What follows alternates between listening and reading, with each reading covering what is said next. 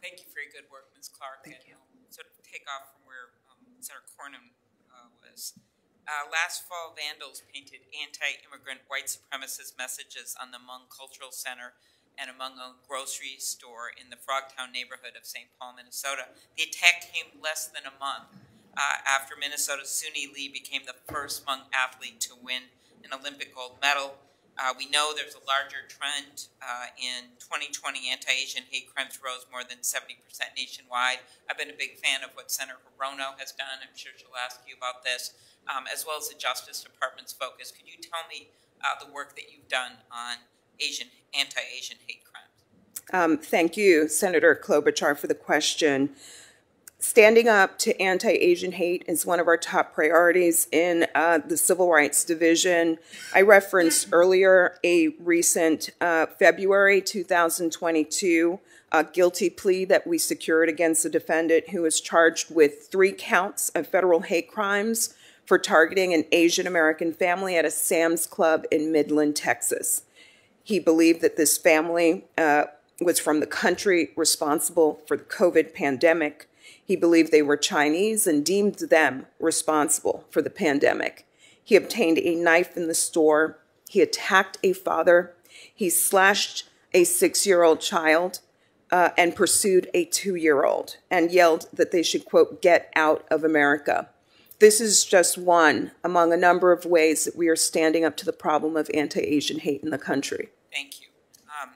I want to turn to another case where the Department of Justice dedicated FBI agents and prosecutors, and this was actually back before your time, but it was an incredible work in identifying those that bombed the Dar el-Farouk. You brought this up in your comment center in Bloomington, Minnesota in 2017. The person who orchestrated the bombing was sentenced to 53 years in prison.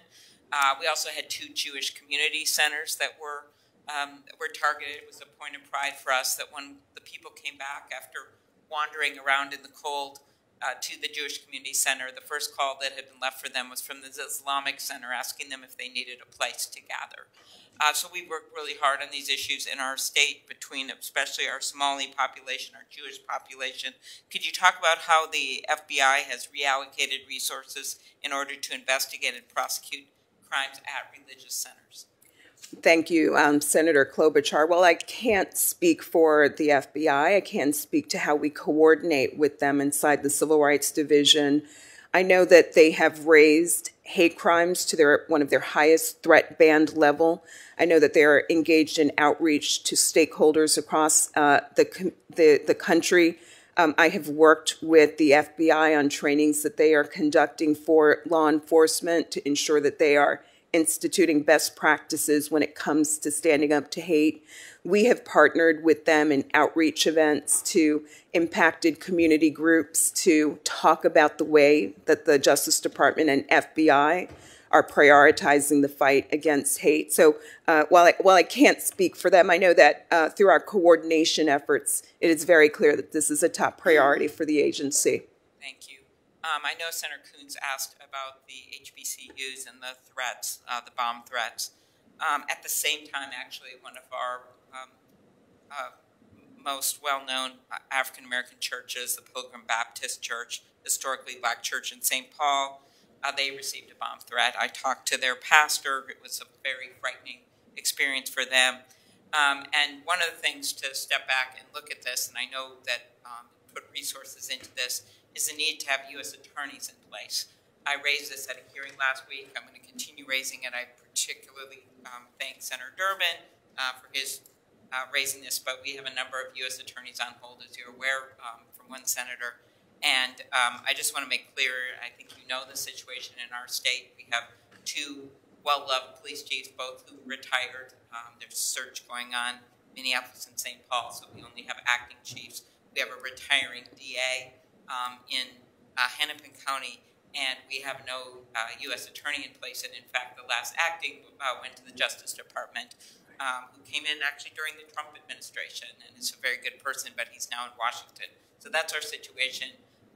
My nominee is excellent. I know you know that. He was the U.S. attorney before. He was an assistant U.S. attorney. He has respect from almost everyone in our state. And I just wondered if you could close by commenting about how necessary it is to have U.S. attorneys in place as we combat any kind of crime, not just hate crime.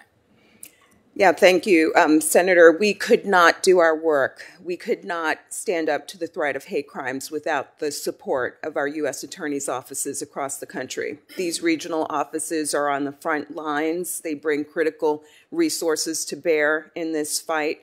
The recent prosecution of the 3 men tied to the death of Ahmaud Arbery is one recent example of this.